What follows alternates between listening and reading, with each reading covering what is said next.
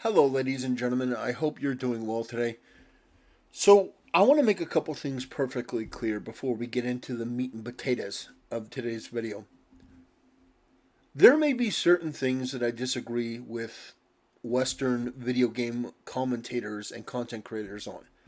They may have certain politics, they may have certain opinions on things that I vehemently disagree with, and I really don't like.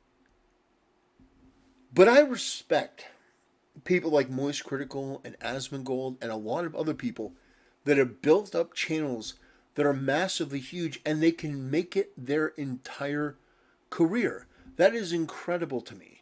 The level of hard work and dedication to make that happen, I respect it, even if there are things that I disagree with. So understand that while I may say something that you don't like in regards to one of your favorite content creators, I will stick by, always, my disagreement if I vehemently believe in it. I'm not the type of person that's going to kiss ass. I'm not going to say something or not say something out of fear or opportunity. Like, oh, well, if I criticize Asmongold, well, that pretty much guarantees that no matter how much I grow, he's not going to say anything about me. I'm not calculating it like that. I will burn every bridge to my own detriment if I think that it's the right thing to do. And in some cases, I have done that, and it's been the right thing to do. Because I think that honesty and forthrightfulness is the best policy, and that's what I'm going to put in here. Because I think Nintendo is in the right legally and morally to take down some of these videos. Because they are modded, and Nintendo has made it abundantly clear. In fact, I don't know how much more clear Nintendo can make it. There are leeways given on streaming and other things like that. But Nintendo does not now, not ever, like modded content. In fact, it goes beyond modded content. Nintendo does not like it when people take their IP and use it without their permission. It doesn't even have to be a mod. It could be a tournament. So, for example, there was a tournament that Nintendo shut down and people gave them hell. Why did they shut it down? Well, because the hardware that they were going to be using was not actual Nintendo hardware. It wasn't like a disc of the game, it was an emulation. And Nintendo said no. Now, the reaction to that from Western content creators was vitriol and venom and how dare they, and Nintendo is evil and they hate their fans, and you see headlines like this all the time, and every time I just say to myself, I think that's embarrassing. I think that's immature. I think that is an attitude coming from a place of entitlement, that you feel that you should be able to do what you want with Nintendo's pieces of intellectual property, and I just don't agree with it. They talk about how buying a game is essentially Nintendo giving you a license to play their game, and I think that that's absolutely true. And some people think that that means that you have the ability to do whatever you want with the game, or in the case of Asmongold, that you should be able to do anything that you want with the game. But like a driving license, a license to drive a car does not give you carte blanche to do anything you want on the road. If they give me a license and I get in my car and I think, you know what, I bought this game's mine, I have the right to do this, I have the right to travel, like I'm some kind of goddamn sovereign citizen, I'm going to drive the car backwards on the highway. If I were to drive the car backwards on the highway, not doing anything else, just driving it backwards, even if I did it perfectly, the police would pull me over and they would say, "What are you doing?" And I'd say, "Well, I have a right to do this." And they'd say, "No, you don't.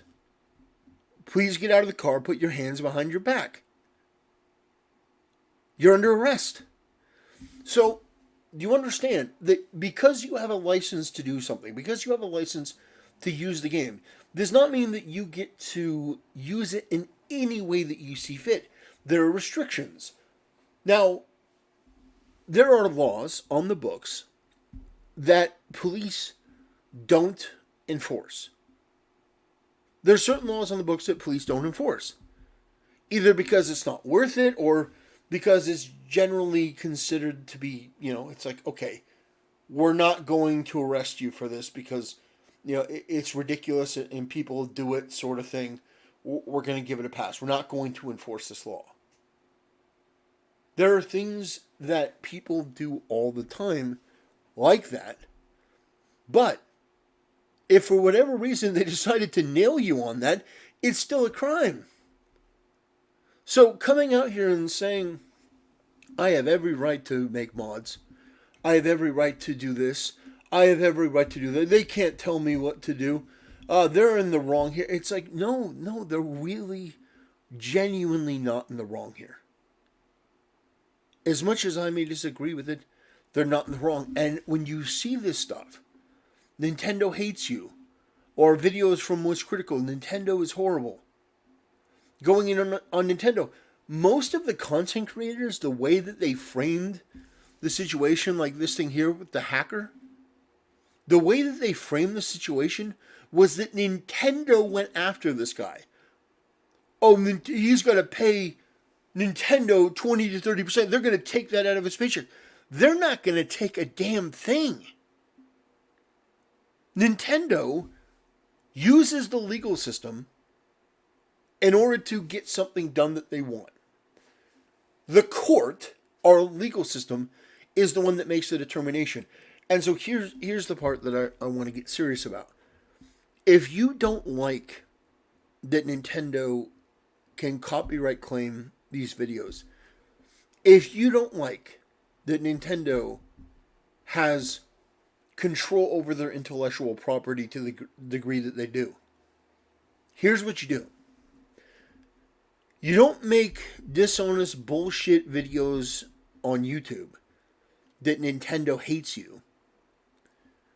You actively advocate for your audience to contact your local representative and tell them that there is something unfair going on, that you think that Nintendo, a Japanese company, is abusing the copyright system, and that you think that it needs to be changed. Now, you could say, well, what is that going to do? Well, if you get Moist Critical and Asmongold and Asan and all these other huge channels telling people, creating this active campaign, you get the VTubers in on it, you create this coordinated, massive,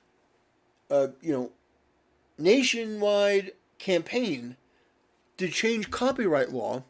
And if you push hard enough, you do it respectfully, of course, you create a campaign. If you do that, you can get change made. And then the legal system would have to follow the law. But until then, until there is an active campaign to change this stuff, we're left with these video titles that are immature, that don't reflect the reality of the situation. And it's just, for me, I'm tired of it because there's so much of this bullshit, and it's not addressing the problem correctly. Company that hates anyone who plays their games because they don't let anyone have fun with their games if it's not strictly controlled by Nintendo. Point Crow, a gaming YouTuber, is a big Nintendo fan. He made a mod for Breath of the Wild that made it multiplayer and made some videos with this mod. Nintendo, being Nintendo, then copyright claimed these videos and blocked anyone from watching them. When Point Crow appealed these claims, they decided to reject the appeals, and that resulted in strikes on the video. And now these copyright claims have been elevated to strikes, and if Point Crow continued to appeal, this could turn into a multi-million-dollar lawsuit. But then a day later, Point Crow tried to resolve this issue with Nintendo with this email. After that email was sent, Nintendo claimed 24 more of his videos. Most of the videos have modded gameplay, but some don't, which... All of them do. All of them are modded. All of them are modded. This last one I'm not sure, but the name and the thumbnail make it sound modded. I'm not sure what mod it is. Maybe it's not modded, but everything else is modded. claimed 24 more of his videos. Most of the videos have modded gameplay, but some don't, which is weird. Nintendo also took this opportunity to go on a rampage and nuke other videos from creators like Croton. The dumbest part about all of this is that on Nintendo's own website, they encourage creative input and commentary. If creating a mod from scratch to make content isn't creative input, I don't know what is. Oh. Oh. Oh. Oh. Oh. Let's watch that again. Genuinely, that is the stupidest thing I've ever heard. Is that on Nintendo's own website, they encourage Do you see what I'm talking about? When I'm a little bit harsh on Western content creators, not exactly being honest here. Feature your creative input and commentary. Well, first of all, Point Crow did not create those mods. Not that it really matters to this, but it wouldn't exactly be his creative input. He paid for them, but that's like me paying for Tears of the Kingdom and saying, well, this is mine now. You know, I made this. It's like, no. It's not how that works. But this guy legitimately tried to run that by you. So I'm going to play it one more time. Creative input in all of this is that on Nintendo's own website, they encourage creative input and commentary. If creating a mod from scratch to make content isn't creative input, I don't know what is. Oh. I mean, I don't, honestly, without being just extremely rude, I don't know exactly how to respond to that. One of two things is true here. Either this guy is stupid to the point of miracle, or he's just being intentionally dishonest. I don't know this guy. I don't know which it is. But holy crap. Creative input does not mean that you can go into the code and alter the game. Or even if there is no original Nintendo code, that you can use the code to build on to create a similar but different version of the game. That is not what creative input means. Creative input is maybe you get on stream and you dress up like Zelda. Or you dress up like Link. And you add commentary to the game. You add your channel's creative flair. But my God, talk about stretching, creative input.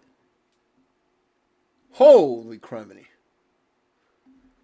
And this says, for example, let's play videos and video game reviews are within the scope of the guidelines. So this guy highlights this, but doesn't mention this.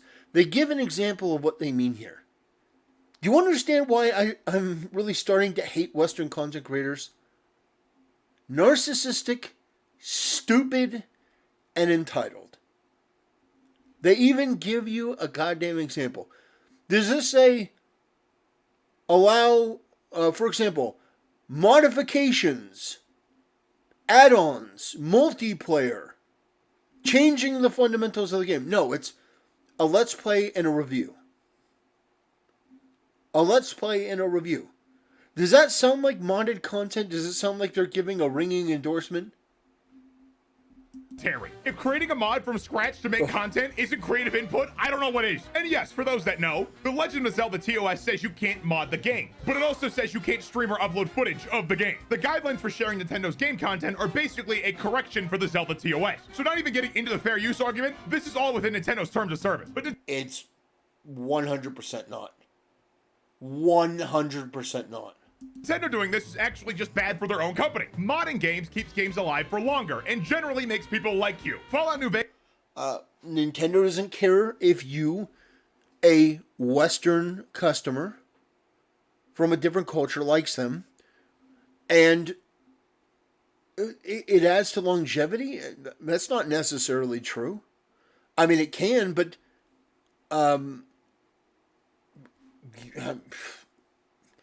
it can.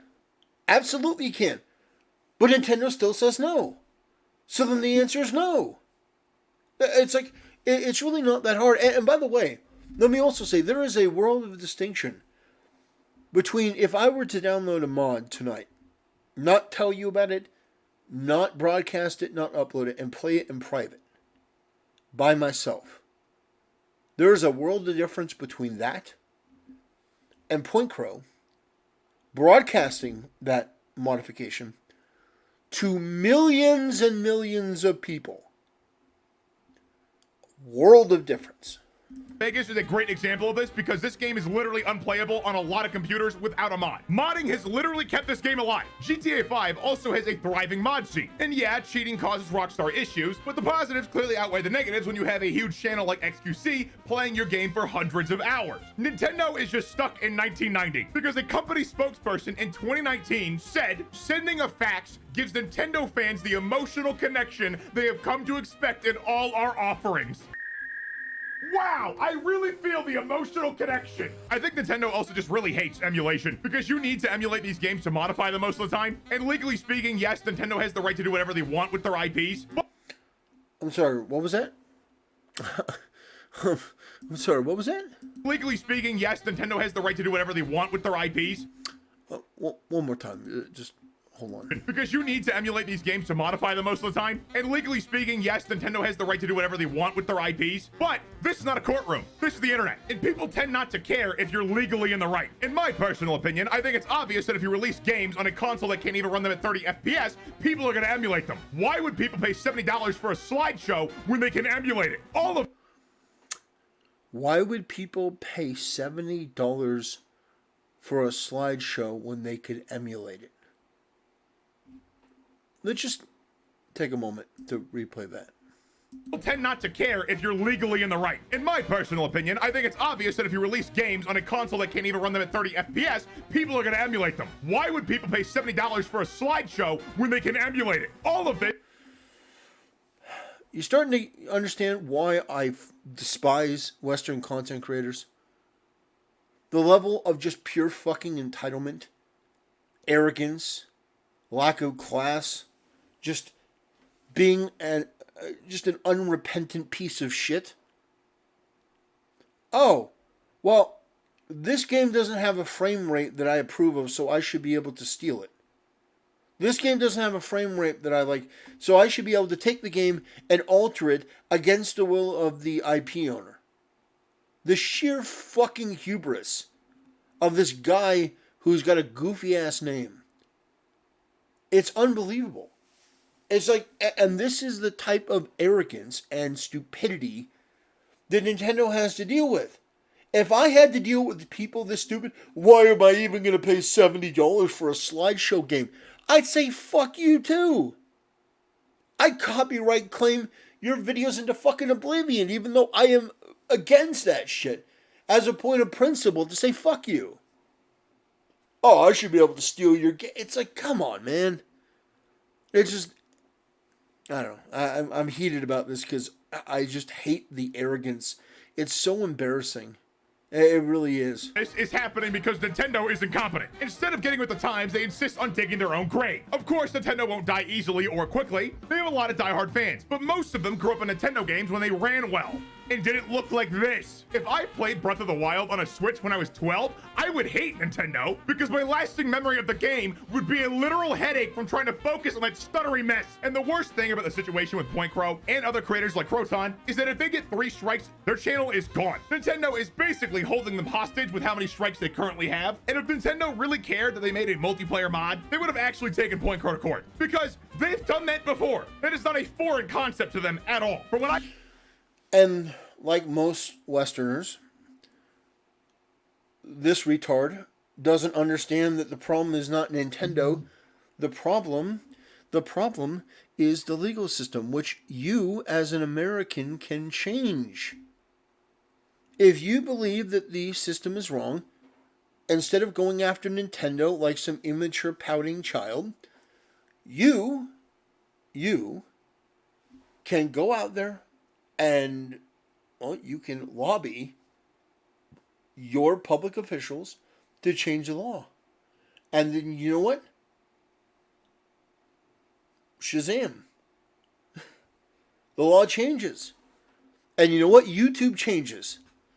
If you change the law, then YouTube will follow the law. And they'll stop doing this. But mouth-breathing retards like this guy want to put the blame on YouTube and Nintendo rather than advocating for their local government and their federal government to change laws. If you change laws, YouTube will comply. Nintendo, the only reason that they're able to get away with striking is because of the law in America that we have here. If you do away with that, if you alter that, if you change that, then it changes and Nintendo can't do anything. Nintendo is not doing this. It is our government that is doing this. The laws on the book, Nintendo is just using. It's basically they're making a request. They're like, look, we don't think this is right and we'd like you to do something about it. And the law is such that the government says, sure. And YouTube says, sure. You want that to change? Advocate for it. I can tell they just don't want people emulating their games, which I understand. But please, if you want people to stop I mean, this guy contradicts himself so much. emulating the Switch, update the Switch. There are phones now more powerful than that No, in fact, after watching this, I think Nintendo should come out with a weaker hardware. console. But that's been the video. Let me know what you think in the comments. Like and subscribe if you're new, and click the answer. I think your video is terrible, and I think you should be ashamed. But anyway, this video from Asmongold, we won't watch the whole thing, is actually much better in certain parts. There are things that I do vehemently disagree with, and we'll talk about that. But I think Asmon has a much better head on his shoulders. Taking down my videos. He's got 1.6 million subscribers. I know this might be surprising, but somebody came up with the perfect metaphor for Nintendo. Nintendo is like your amazing, nice grandmother who always cooks you cookies. She cares about your day. She's constantly nice. She's never mean to you. She never yells at you. But she's racist. What the fuck?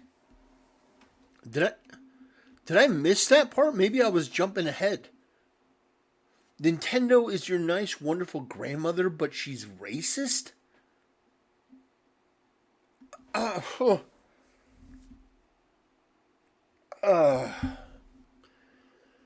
Well, Spattens, congratulations.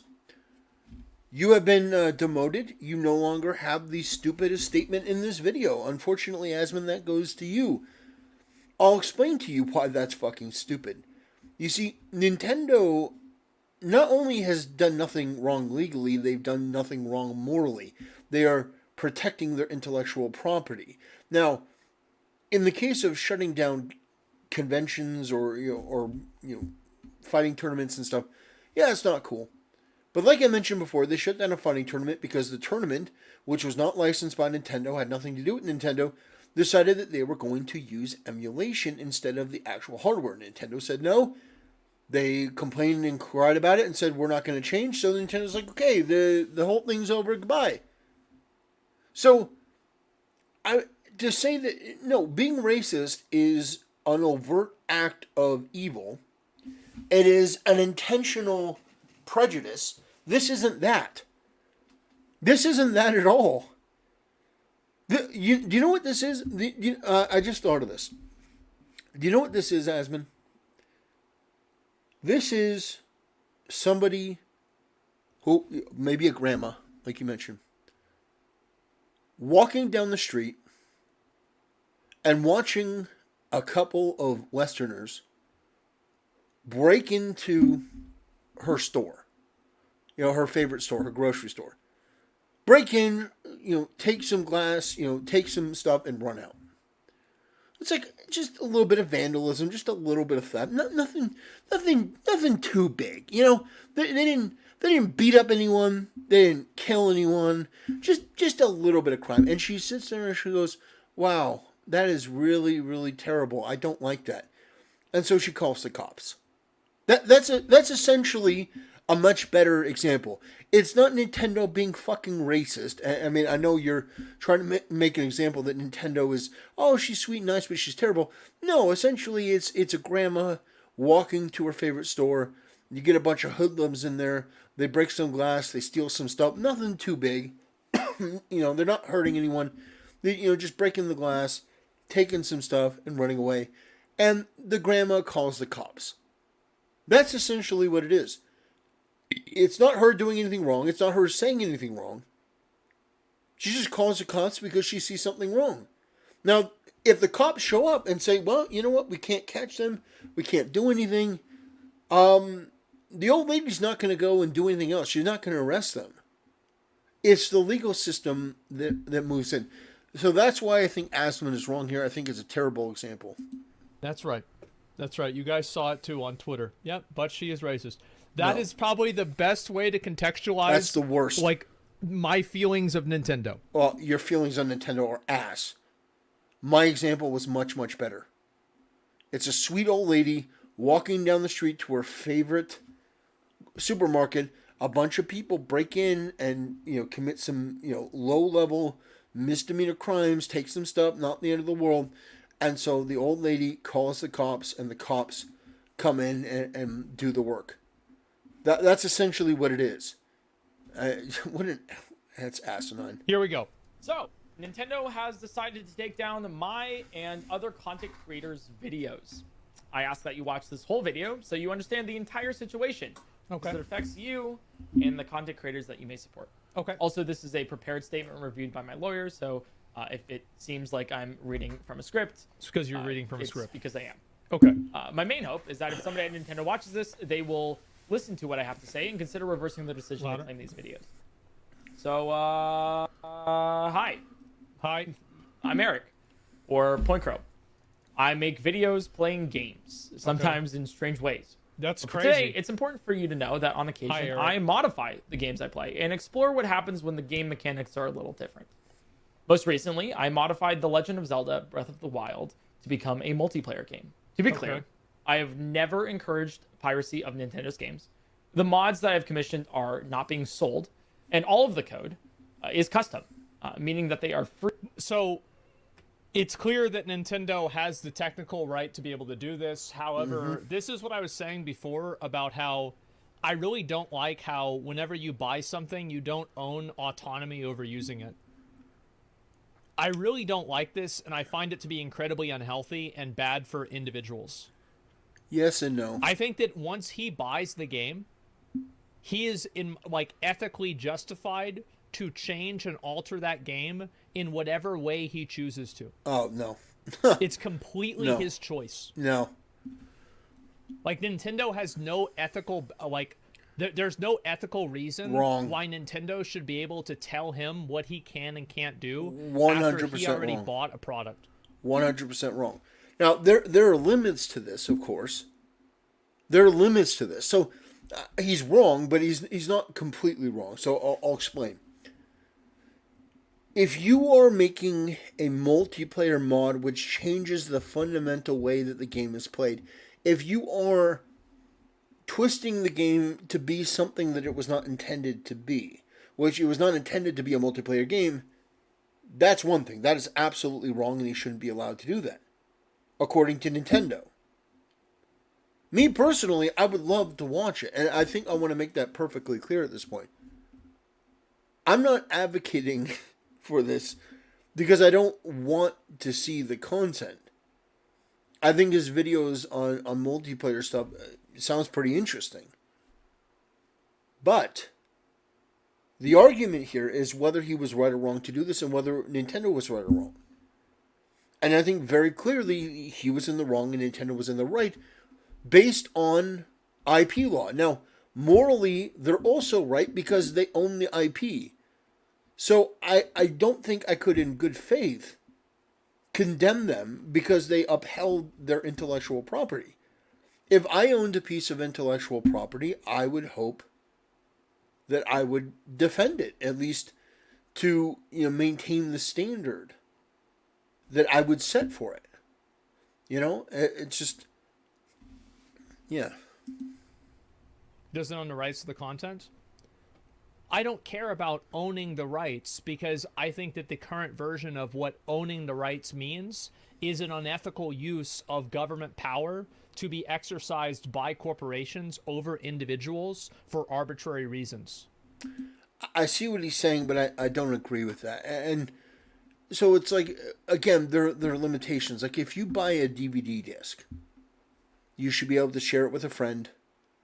You should be able to do what you want with it, unless you are altering the material or reselling it in some way.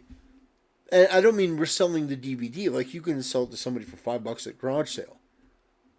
But what I mean is you set up your own theater and you start making money off of the movie. Although I don't know in that case. I mean, if I don't know, that's a little bit of a gray area for me. So I don't totally disagree with him, but I don't disagree with that. A person should not be able to just create whatever they want out of something that somebody puts all the time and money to make.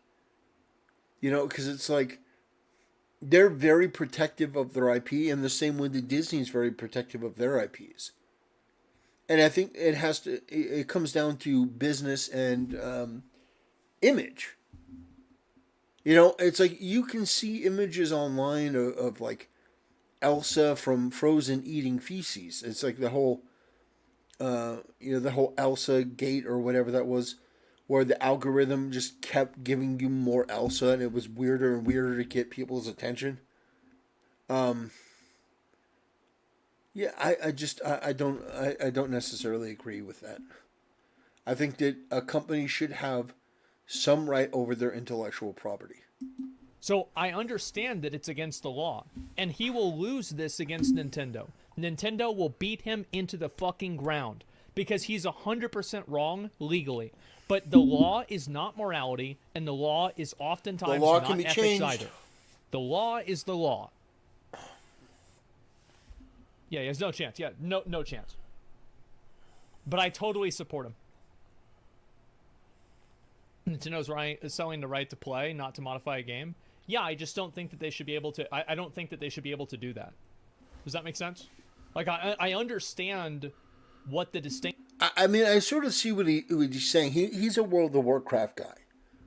So I think that sort of informs his thinking on this, because I mean, I could be wrong, but I think he was a proponent of independent private servers with like WoW Classic and stuff like that.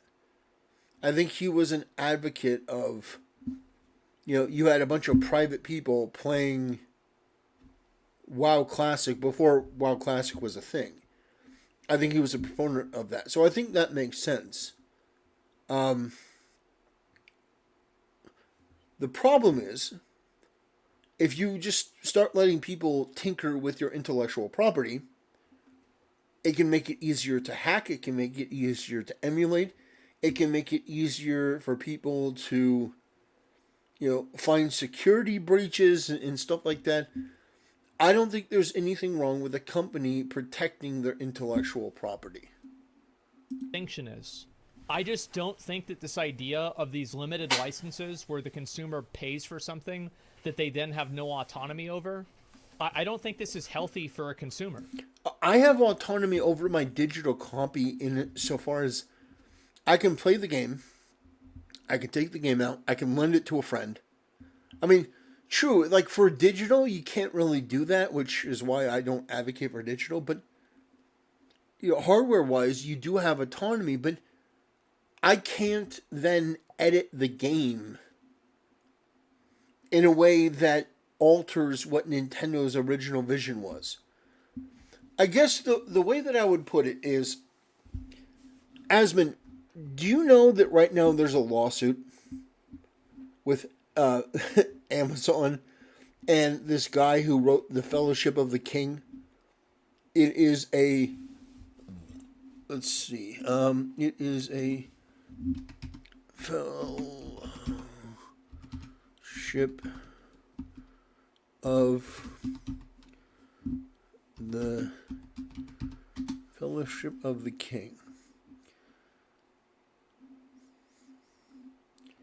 Yeah. So, War of Rings. War of Rings is a fan-made Lord of the Rings book series. There's a bunch of them. There's a bunch of book series this guy made. Now, this guy has made this his own thing. The Fellowship of the King. Here it is. So this is his own book series. Demetrius Polychron. This is his book that takes place in the Lord of the Ring universe. You know, it's a ripoff. You know, the guy even wrote a letter to, to Tolkien or his estate about how influenced he was by the Lord of the Rings. My point is that this guy took it too far. He's selling books based on a fan fiction and is now suing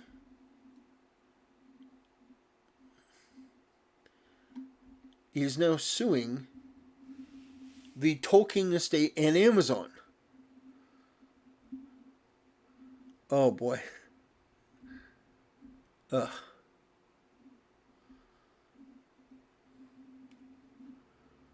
Man. So, yeah. Oof.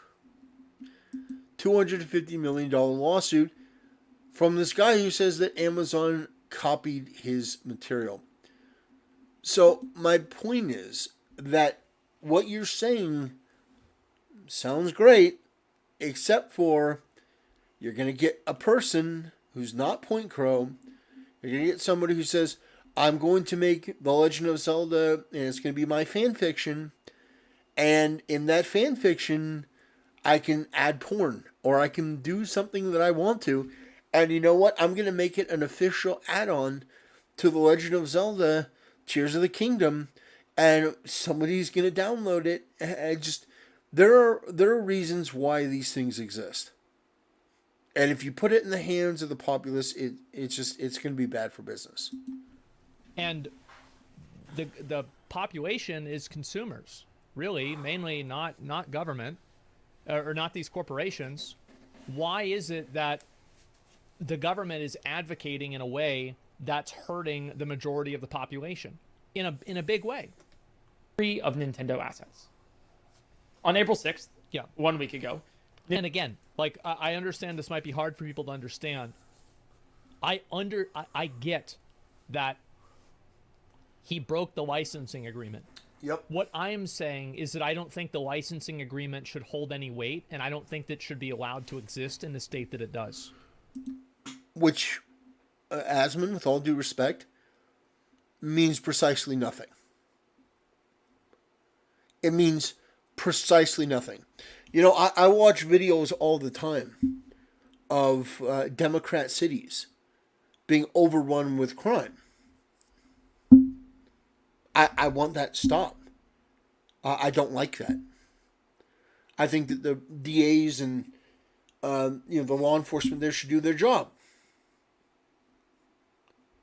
Yeah, that doesn't change the fact that people are breaking the law and stuff getting stolen. You know, Chicago's closing 4 Walmarts. It's like Walmart's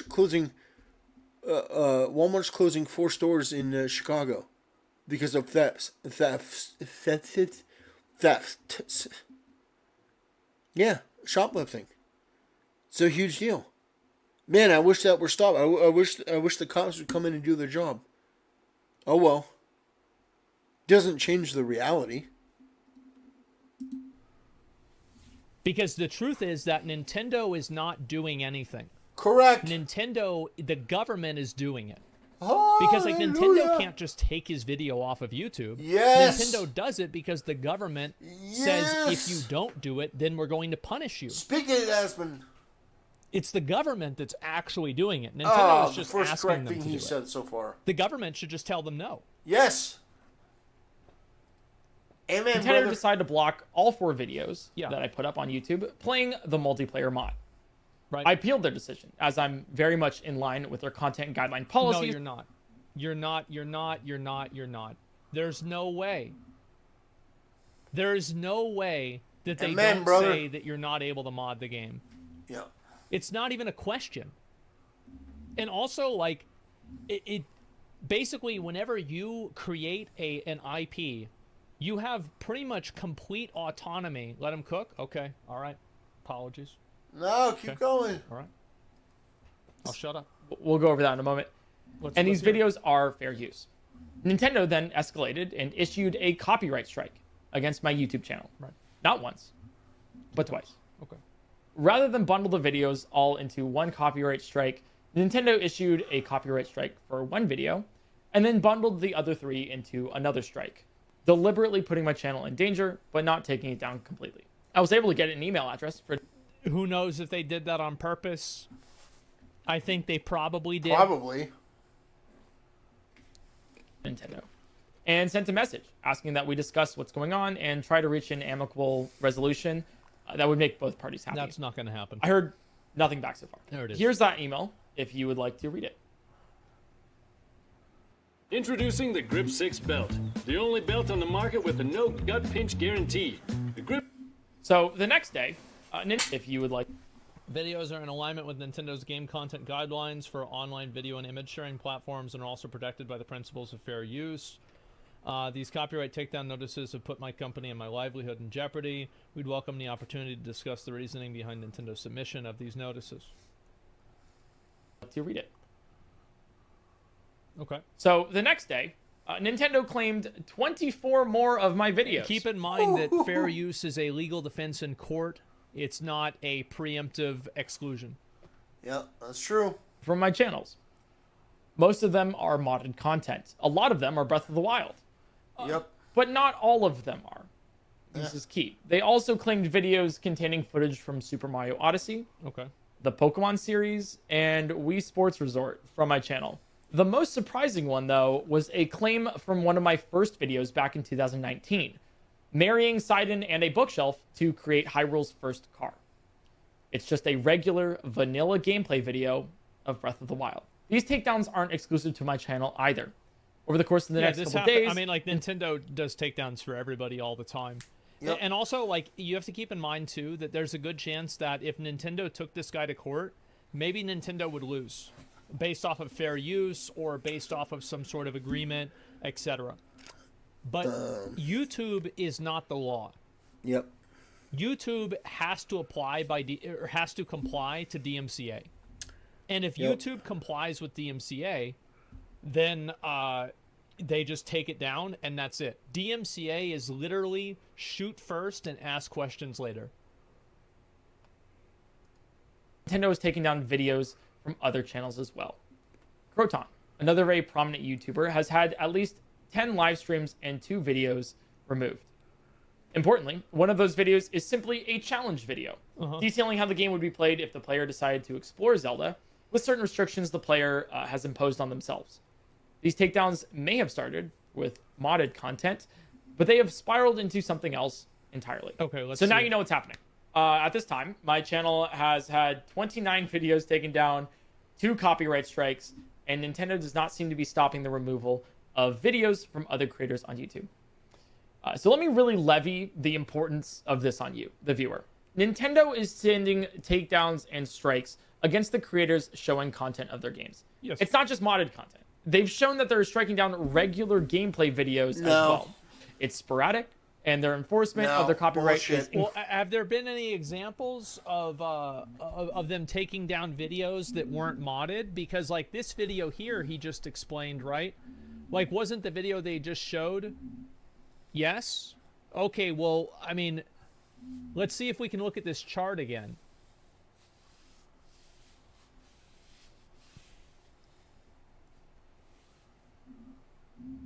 I don't know what this is.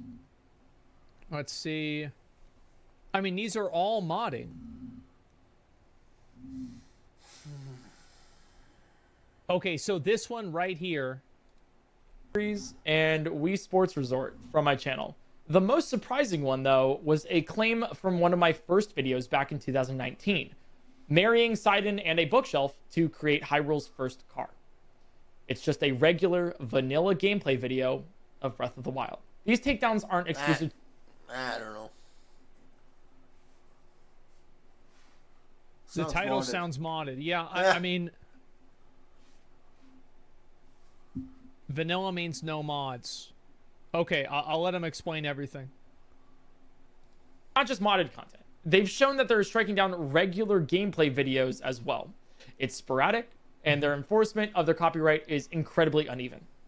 The thing is, without even considering fair use, all of these videos are very clearly in line with Nintendo's own game content guidelines for online video and image sharing platforms, which I will include in the description below. I will also read it for you here.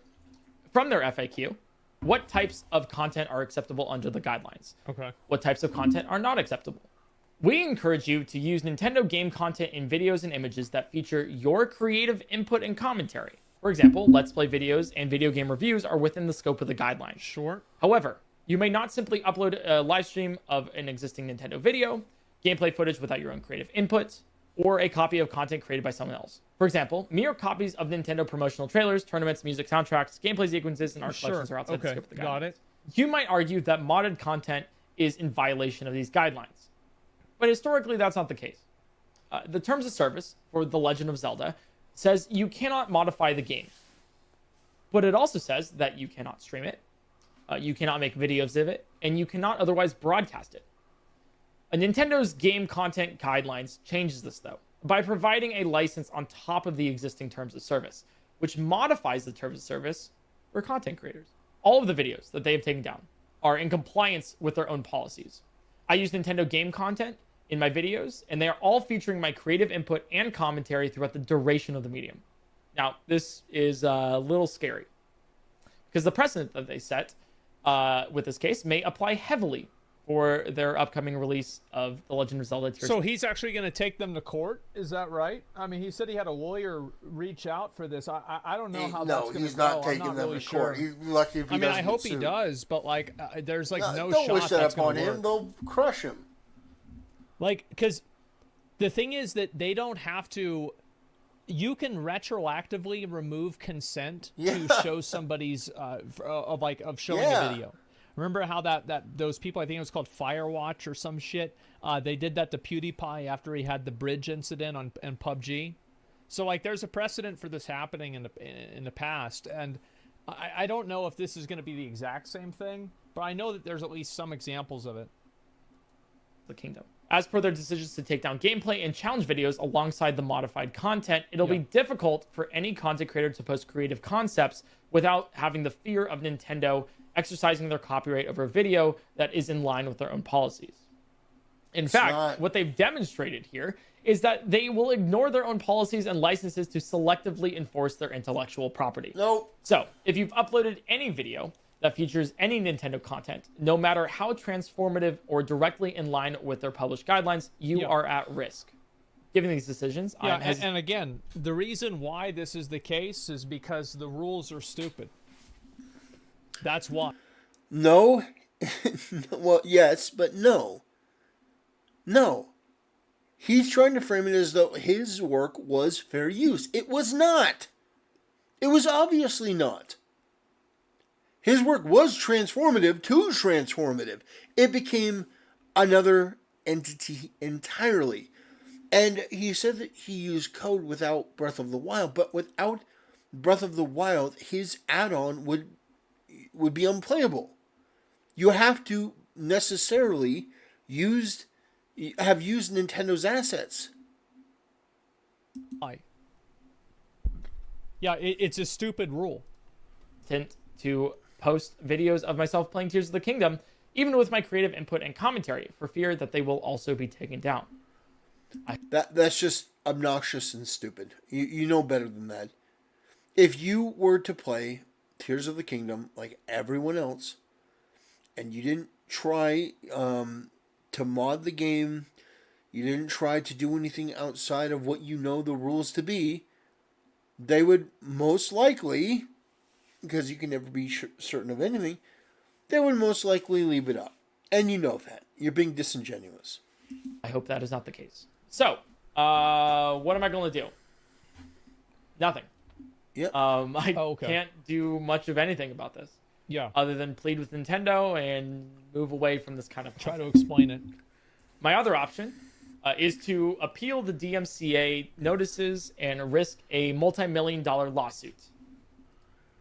So even if I'm in the right here, that risks my channel, my livelihood, and the livelihoods of my team. I don't want to go through that. And I'm left... Well, that's basically where a lot of people are at, is like they don't want to put themselves in a position where like they could lose tons of money. It's not worth it for them. Yep. It sucks, but there it is. They basically bully you out. Yeah, and also, like, it's just that the truth is that the rules with online content creation and sharing media are just so heavily on the side of the media owners that the people who buy the media have effectively no rights for how they want to use it. And I don't... questioning the future of the content that I'm allowed to make. So, I'm releasing this video, informing you all of what's going on in this community, humbled by this community. It's a massive problem, and it's been a problem ever since Nintendo's existed. And I think it's also been a problem with other overseas... Okay, thanks, Asman. So, what I wanted to do is I wanted to end things by showing the perspective from an actual lawyer, because this video is brilliant, and it completely obliterates all of the bullshit that we've seen, all of the, oh, I'm in the right, I did everything right, no, this guy is very thorough, he does a great job, and I think that this is the appropriate way to end. Mooney, and I'm a lawyer. I make video essays in my spare time for fun. That's right, this is what I do for fun. You may already know me from my video on Nintendo's overprotective behavior regarding its intellectual property. I'm interrupting my regular release schedule to address this topic, and so please pardon the brevity, disorganization, and unsophisticated editing. I literally wrote this script in an afternoon. Please also understand, nothing in this video should be taken as legal advice. Boom. Thank you. That's A viewer recently brought the Point Crow situation to my attention. For those of us not in the know, Point Crow is a YouTuber and Twitch streamer who has garnered substantial success playing and modding Nintendo's The Legend of Zelda: Breath of the Wild. Yep. Nintendo recently issued copyright strikes to Point Crow's YouTube channel, taking down a large number of his videos, thereby threatening the future of his channel. Point Crow, in response, made a video with a script reviewed, as he states, by his lawyers. And boy, let me tell you, it sure does read like a lawyer's statement to me. I'd like to go through the statement with you together and break things down from a lawyer's perspective. In so doing, we will come to understand why Nintendo has acted with such apparent harshness, while also learning what the rest of us can do to avoid ending up like Point Crow. We will also look at how intellectual property law works, and then we will do the unthinkable. We will actually read a terms of service agreement together. Well, parts of it, the relevant parts. Let's get right to it then. We will begin first by hearing what Point Crow has to say.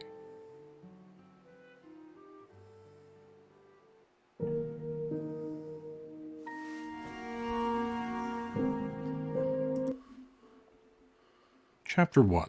The legality of mods and the fair use code is custom, meaning that they are free of Nintendo assets. Why does he say this? Or rather, why are his lawyers encouraging him to say this? To understand why, we must first look at fair use. Fair use is an affirmative defense. It is a protection you can use to defend yourself in court. The only place you get to make your fair use argument is in court if you've already been sued and are using it as a litigation defense. And as I like to remind my clients from time to time, litigation is expensive. It's very expensive. Fair use has 4 elements, each of which must be considered to determine whether one truly has fairly used someone else's IP. Number 1, the purpose and character of the use. Number 2, the nature of the copyrighted work. Number 3, the amount and substantiality of the portion used in relation to the copyrighted work. And 4, the effect of the use on the potential market. But in practice, we can boil this all down into just 2 tests. Is the copyrighted material being used for scholarship, education, parody, or news reporting, or for more of a commercial purpose? And number 2, is the use of the copyrighted materials de minimis and transformative, as little as possible and changing a lot? Point Crow says, the mods I've commissioned are not being sold. His lawyers want you to know that the use isn't commercial. Point Crow says, the code is custom, free of Nintendo assets. His lawyers want you to know that the mod's use of copyrighted materials is de minimis and transformative. It is not. The problem is, effect on the potential market is not limited to mere commercial exploitation of the derivative work itself. Selling the mod in violation of Nintendo's copyright is not the only way a mod could affect the potential market. And speaking frankly, the mods Point Crow has made, commissioned, or used are almost certainly not a de minimis use and almost certainly not meaningfully transformative. Earthbound's manipulation of a tiny sample of Sgt. Pepper's Lonely Hearts Club Band Reprise into the very weird-sounding Megaton Walk is arguably de minimis and transformative. The Breath of the Wild multiplayer mod is still very evidently Breath of the Wild, and the game is virtually identical, except now it's multiplayer. You see, in the realm of video game intellectual property, there is almost no gray area more dangerous for both developers and content creators than that of modding. When we think of modding, we think of adding Thomas the Tank Engine to Skyrim. But in the legal sense, modding is any modification of a game. And modding is a very large bucket. It includes horse armor, but it also includes multiplayer mods, and for that matter, it includes update patches, DLCs, skins, aimbots, wall hacks, and cracks. A modification that cracks open software copyright protections. These are all mods by law. Modding is already looked upon very unfavorably by courts, and modding is actually becoming slowly less protected, not more. Right now, courts generally understand that unless permission to mod is explicitly granted by a developer, modding is prima facie copyright infringement as a matter of course. There you go. Put simply, virtually all mods are copyright infringement by law. Well, Under U.S. Code Title 17, Section 106, the exclusive rights of copyright holders include creating derivative works. did I not tell you this guy's video was absolutely amazing? It's like going through and just understanding this from a professional perspective is great. It's like you see the obnoxious clickbait, like douche tuber perspective. You get like a little bit more reasonable with Asmongold, but still kind of shits the bed a little bit. But then a lawyer comes in and is like, actually no, this is pretty clearly not what Point Crow tried to make it out to be. Now, if I were in Point Crow's position, I might try to do the same thing. But it's pretty evident here that his work is not fair use. And it's not transformative, and it's not diminutive. And the problem with creating a mod, a modification of a video game, is that all mods are understood to be derivative works of an original work. Let's take a look at the controlling case law with regards to video game mods. Microstar v. FormGen Incorporated. In this case, Microstar, a computer software distributor, downloaded 300 player-created levels for the game Duke Nukem 3D and mass-produced them on a CD-ROM to sell. The Ninth Circuit found that these player-created levels constituted something akin to sequels, which told, and I quote, new tales of Duke's fabulous adventures. As copyright law gives copyright holders the exclusive right to make sequels or derivative works of their original work, this holding meant that all mods going forward are essentially derivative works. This case law is still the controlling decision with regards to any game modifications, ranging from things as small as game updates or patches, to DLCs, to machinima, and even aimbots or wall hacks. All modding is necessarily derivative work of an original work, and so the courts say, if you mod without permission, you are infringing on another's copyright. End of question.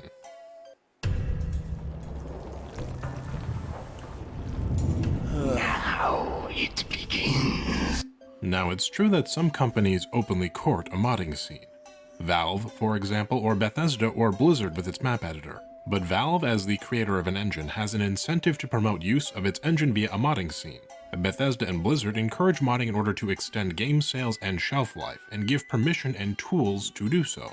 But not every company has those same incentives. And even then, it is not that these mods aren't copyright infringement if permission isn't granted. It's that the copyright holder has chosen not to enforce their rights in their copyrighted work. And of the major developers, the only one that doesn't enforce those rights is Valve, and this is likely because Valve is privately owned. Thank you, Gabe. In the law, there is only a tenuous distinction between modding and hacking or even cracking. Going back to Blizzard, let's look at some case law again. MDY Industries, LLC versus Blizzard Entertainment Incorporated, where the Ninth Circuit found that a modification allowing automated actions by player characters in Blizzard's multiplayer online role-playing game, World of Warcraft, infringed Blizzard's copyright in the game. Specifically that the sale of the botting software Glider was a violation of Blizzard's end-user license agreement in terms of use governing World of Warcraft. In other words, Blizzard might allow mods in Warcraft 3 through its editors, but it doesn't allow botting in World of Warcraft. And the mechanism of action it uses to enforce rules against botting is that botting is a modification of World of Warcraft that infringes upon Blizzard's copyright in violation of its license agreement and terms of use. This would be something that Asmon would probably be interested in. Yeah, it's true. You can't bot in the game, but it doesn't stop them from doing it. Am I right? God, I went into a server, and it was filled with you want gold? Oh, gold. 1 billion gold, $10. It's like, oh, jeez. This is the reason why even Point Crow's Mario Odyssey and Pokemon Violet videos were claimed. It doesn't matter that these aren't Breath of the Wild videos, that's not the problem. Nintendo fired off a warning salvo with the Breath of the Wild video claims. And when Nintendo saw that the appeal came back instead of some communication from the content creator, I imagine they decided to go ahead and enforce their rights on a larger scale instead of holding back. Point Crow also draws specific attention to the multiplayer mod he was using, one which he was responsible for commissioning. A multiplayer mod of a single-player game is a big no-no, not just for Nintendo, but for most large developers because the consequences and interactions possible with a multiplayer mod are substantial. A multiplayer mod is sophisticated enough where it enters almost into that crack territory, where the mod enables serious functionality that Nintendo does not intend for the game to have. And this is beyond a mere derivative work that infringes copyright. There are security concerns here, intellectual property concerns with regards to proprietary technology, code, and hardware interactions. And Nintendo is fiercely protective of its intellectual property for very good reason, relating to that enormous value of its intellectual property and the unfortunate risks that are a result of the extremely dysfunctional nature of American IP law. I have a whole video about that, by the way. You can see my Nintendo video for more information. Multiplayer mods are an extremely hard line in the sand for a lot of big developers for precisely this reason. Now, as Point Crow, points out, his intention isn't to encourage piracy. His intention isn't to sell anything like in the Blizzard botting case. But he is the one who commissioned this multiplayer mod for $10,000 US. It exists because of his direct financial involvement. And in this case, there's a lot of very real risk here for Nintendo, which translates into really big potential problems for Point Crow. I'd argue he's even getting off a little lucky here, as Nintendo could very well have gone right for the jugular and fired off a lawsuit. Take-Two Interactive, the Grand Theft Auto people, have a history of doing exactly that and just firing the lawsuits right out of the gate. There have been a lot of multiplayer mod takedowns in the past too. This is not nearly the first time this has happened pursuant to the exact same logic we are looking at. This isn't even Nintendo's first time doing this. Here are just a few quick examples. In 2002, Blizzard sued the developers of BNetD, an open source program that let gamers play Blizzard titles on a non-Battle.net service. In 2015, Microsoft dropped the hammer on Halo Online, an online multiplayer mod for Halo. Also in 2015, Take-Two Interactive sued the developer of a GTA 5 multiplayer instance mod by the name of NTA Authority, alleging that NT Authority's contributions to the code of this GTA 5 multiplayer instance mod inadvertently provided resources that allowed for piracy. Okay, but there are also tons of multiplayer mods that exist, right? Games from Stray to Elden Ring to Subnautica to Skyrim to RimWorld have multiplayer mods. Well, some of these mods are explicitly okayed by developers. Other mods of this nature are in violation of end-user license agreements, but the developers aren't enforcing the copyright because the potential cost, Risk of liability and market damage is not worth the bad press and legal expense. Nintendo is larger than stray developer Nintendo Blue don't 12 give a Studio shit. by orders of magnitude. Nintendo stands to lose much more than Blue 12 if a mod opens up some unintended hardware interactions, or security issues, or creates more knowledge of how Nintendo's software works so that it can be more readily copied by hungry competitors or disassembled. The cost associated with these risks is much higher than the cost of some simple bad PR or legal expenses, and so Nintendo necessarily makes the decision to enforce their rights every time, based on the legal theory that their legal team operates under. And the larger the company, and more valuable their assets are, the more likely that company is to make the same decision as Nintendo, or Microsoft, or Take-Two. Want a lawn that looks like this, but your lawn looks a little bit more like this? Then you should click right here. Let me just take a moment to gush. This is a phenomenal video. Chapter 2. Guidelines versus End-User License Agreements. In Point Crow's lawyer-approved statement, he cites two different documents. The first document shown is titled Nintendo Game Content Guidelines for Online Video and Image Sharing Platforms. The second document that Point Crow shows is the Nintendo Switch Support End-User License Agreement. Now, the first document, the Guidelines, explains how Nintendo will not object to use of gameplay footage or screenshots, provided you follow some basic rules. This includes rules concerning monetization and rules concerning what kinds of content are encouraged and not encouraged. This is not a very long or detailed document because it isn't meant to be. Have you ever seen the movie Pirates of the Caribbean? There are rules and there are guidelines, and the last bullet point in the first section of the guidelines explicitly states, "We reserve the right to remove any content that we believe is unlawful, infringing, inappropriate, or not in line with these guidelines." This is not a license agreement. This is not a law.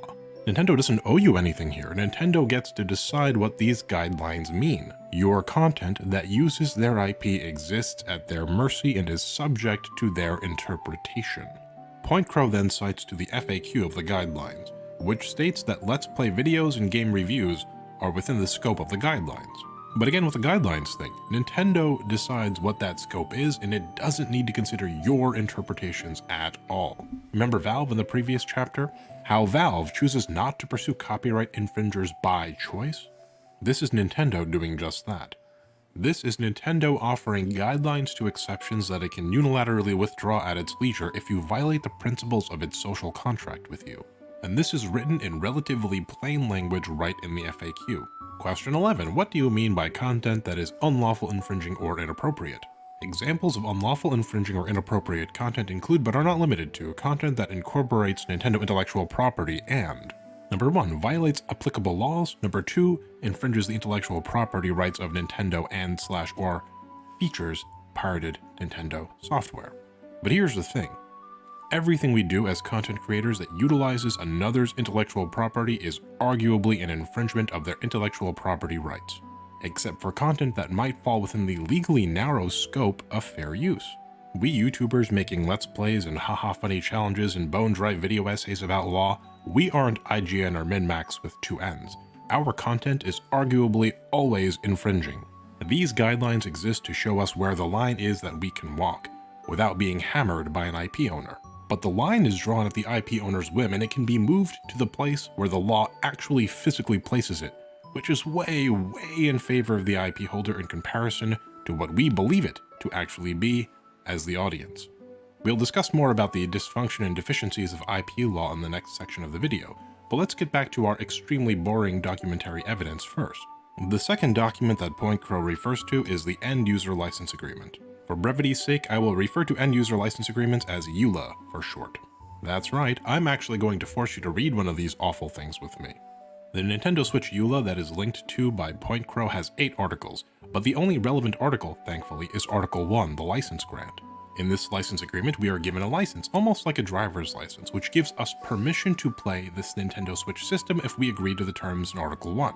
And of these terms, we acknowledge, in item number 2, that the license is non-exclusive and can be withdrawn at any time by Nintendo. Oh, what's In that? item number 3, that the software cannot be used for commercial purposes.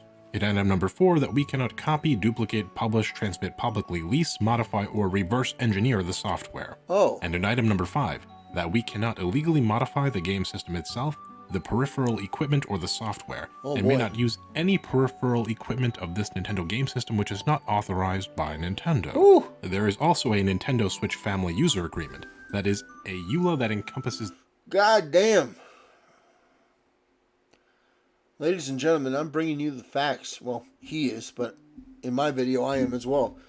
The whole point in this is to illustrate the fact that, well, it's like, at first I agreed with Point Crow because I didn't like the fact that they were coming after his channel, but it's like after doing more research, no, he was in the wrong, and then, you know, I understand that he wants to maintain that he was in the right, but he wasn't. All the people coming out and shitting on Nintendo, no. They're well within their right to do what they're doing. the entire body of the Switch family of devices. This agreement is also in effect to my knowledge, but is not cited to by Point Crow. It contains many of the same provisions as the first EULA, but worded slightly differently. It makes clear in particular that content obtained through the use of an unauthorized device, or through the unauthorized modification of console hardware or software may be removed. Yes. So here's the deal. We're exiting the purview of my understanding a little once we start to look into the subject of hardware. Correct. I will readily admit that I could be wrong about this specific point, so if you are an attorney with experience in this specific field, please correct me in the comments. But if you're using a capture card or a device of this nature to stream to Twitch or post to YouTube, that's not strictly allowed as per Nintendo's EULA either. It's tolerated at Nintendo's mercy via the guidelines, but the conditions set up by Nintendo allow it to remove that toleration at any time and be legally in the right. Nintendo isn't the only company that does this. Microsoft also notes in its Xbox EULA that utilizing unauthorized accessories is a violation of your license, and it also specifically lists what authorized accessories means. And Sony's EULA is the harshest and most detailed of the three by far, going so far as to make it clear that all of its restrictions are construed to apply to the greatest extent permitted by the law in your jurisdiction. Here it goes. I talk to my plants like they're babies. Hey, you don't need to get that person. What does this all mean? Well, when Point Crow shows that circular diagram where the big circle of the game content guidelines modifies the terms of service circle for content creators, that's not quite accurate, though I would probably make the same argument if I were in his position. A better analogy is something like this. The terms of service is the law of the country of Nintendo, and the guidelines are limited diplomatic immunity. Nintendo recognizes your value, and so you have some leeway that is granted to you. But this leeway can be withdrawn at any time if you cause trouble. And trouble is whatever Nintendo or any other company you substitute them for decides that trouble means. Which brings us to an important point that I think all of us content creators should always keep in the back of our minds. We fucked. And that is this. Chapter 3. We are ever at their mercy. Amen, brother. Point Crow states towards the end of the video that Nintendo has demonstrated that they will ignore their own policies and licenses to selectively enforce their intellectual property. He continues by stating, no matter how transformative or according to their public guidelines you are at risk. Here's the bitter pill we all need to swallow. All of us content creators making video game content on YouTube or Twitch, we are always at risk. The way intellectual property laws are set up means that really, fair use is much more limited than we all think it is in effect. There is a tenuous social contract we content creators subscribe to when we make content. If we don't cross the lines in the sand, then we are permitted to exist in exchange. And the social contract exists because it's really the only safe way that a company can allow for the use of their IP by streamers or YouTubers without risking the integrity of their intellectual property rights as a whole. The Game Content Guidelines document provided by Nintendo is not a license agreement, and it is not a formal contract of any kind, and neither are any other company's game content guidelines, whether that's Sega or Microsoft or Epic. Nintendo's game content guidelines are actually about industry standard. These content creator guideline documents are a benevolent offering from companies that are not required to give any ground at all to us content creators. Point Crow says, what they've demonstrated is that they, meaning Nintendo, will ignore their own policies and licenses to selectively enforce their intellectual property. But the legal reality is that this is the other way around. Nintendo is constantly ignoring their right to enforce their intellectual property rights, so that you can post videos that they haven't claimed yet. Let me repeat that one more time, because there's a lot of people that are genuinely too stupid to understand this. So let me repeat this one more time. To selectively enforce their intellectual property. But the legal reality is that this is the other way around. Nintendo is constantly ignoring their right to enforce their intellectual property rights, so that you can post videos that they haven't claimed yet. Their licenses and policies do not protect you, and they do not protect me. They protect Nintendo. And it is the same way with any other company, varying only depending on the legal theory that they subscribe to. Goddamn. That was a magnificent video. And now do you start to see truly why I get so frustrated with Western content creators? There is this entitlement, there is this narcissism, there is this ego, there is this self-delusion and dishonesty, really. Because it's like, oh, I have all the rights and Nintendo doesn't. It's like, no, Nintendo has 100% of the rights. The videos that they don't claim are by their very grace. And that's what he's trying to emphasize here.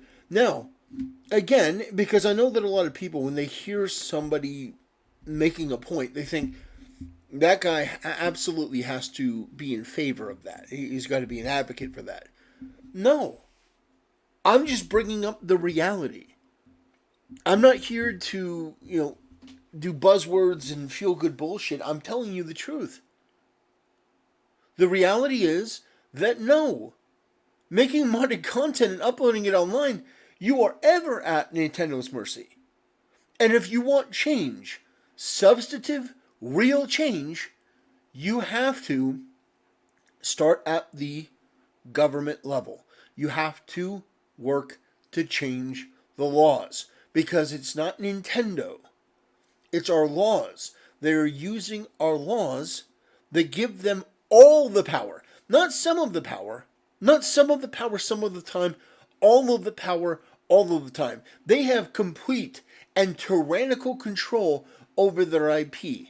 They are choosing not to claim the videos that they haven't claimed. The way to look at it is this.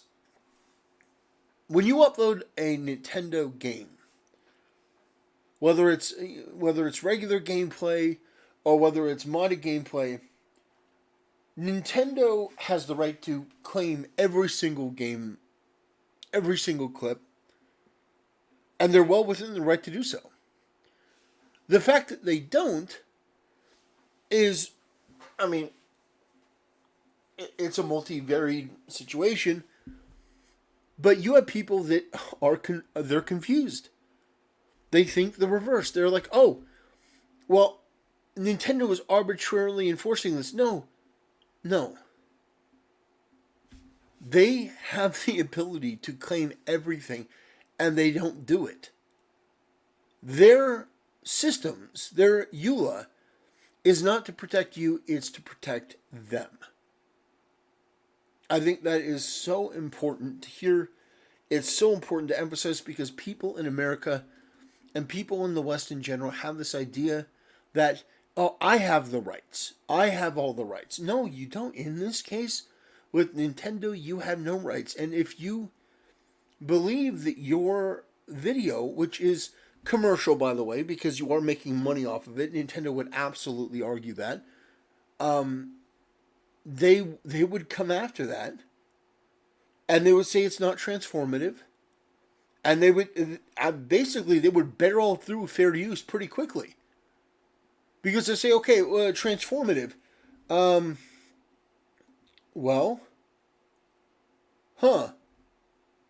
it's pretty clearly Breath of the Wild.